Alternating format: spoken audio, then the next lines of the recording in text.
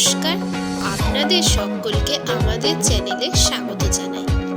আজকে আমরা বানাবো বাসন্তী পোলাও। এর জন্য কি কি লাগবে চলুন দেখে নেওয়া যাক। এইখানে আমি 2 বাটি গোবিন্দভোগ চাল নিয়ে নিয়েছি। চালটাকে এবার পরিষ্কার করে জল দিয়ে ধুয়ে নিয়েছি। ধুয়ে রাখা চালটাকে বেশি করে জল দিয়ে এইভাবেই আধ ঘন্টার জন্য ভিজিয়ে রেখে দেবো। আধ ঘন্টা হয়ে গেছে, এবার চালটাকে আমি জল ঝরিয়ে নেব। এইবার একটা থালার মধ্যে জল ঝরিয়ে রাখা চালটাকে আমি দিয়ে দিলাম। এইবার দিয়ে দেবো হলুদ গুঁড়ো, স্বাদ অনুযায়ী নুন, সাদা তেল,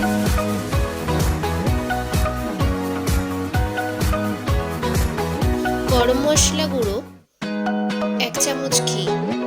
এবার এগুলোকে একসঙ্গে চালের সঙ্গে ভালো করে মিশিয়ে নেব।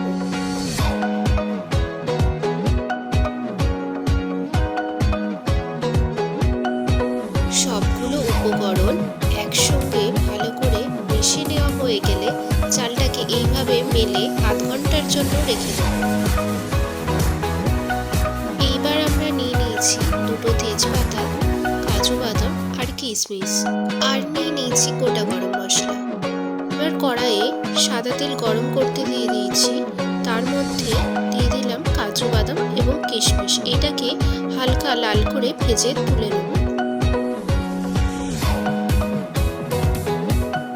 এইবার ওই তেলের মধ্যে 2টো তেজপাতা আর গোটা গরম মশলা দিয়ে একটু নাড়াচাড়া করে নেব। এবার আধ ঘন্টা আগে সবকিছু মিশিয়ে রাখা গোবিন্দভোগ চালটাকে দিয়ে দেবো। চালটাকে 8 থেকে 10 মিনিটের জন্য ভেজে নেব। আর ভাজার সময় খেয়াল রাখতে হবে কড়াইয়ে যেন চালটা না লেগে যায়।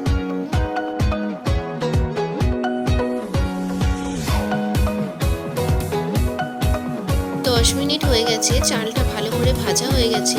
এবার এতে ভেজে রাখা কাজু বাদাম আর কিশমিশটা দিয়ে ভালো করে মিশিয়ে নেব।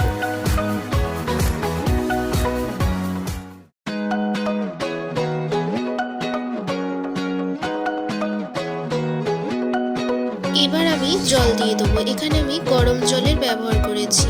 2 বাটি চাল নিয়েছিলাম, তাই আমি 4 বাটি জল ব্যবহার করেছি। এইখানে জলের পরিমাপটা খেয়াল রাখবেন, যেই পাত্রের মাপ করে চাল নেবেন সেই পাত্রের মাপে ডবল পরিমাণ জল দেবেন। এইবার এটাকে ঢাকা দিয়ে 5 মিনিটের জন্য রান্না হতে দেবো। এই 5 মিনিটের মধ্যে ঢাকা খুলে মাঝে মাঝে চেক করবেন চালটার সব জলটা টেনে নিয়েছে নাকি। এইবারে দেখুন চালটা সব জলটা টেনে নিয়েছে।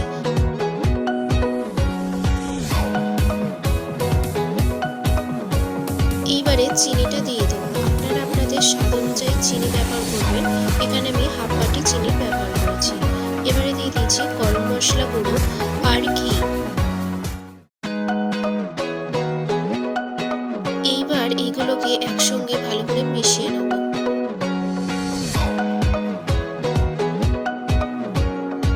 সবকিছু ভালো করে মেশানো হয়ে গেছে। এবারে ঢাকা দিয়ে গ্যাস অফ করে 5 মিনিটের জন্য রেখে দেবো।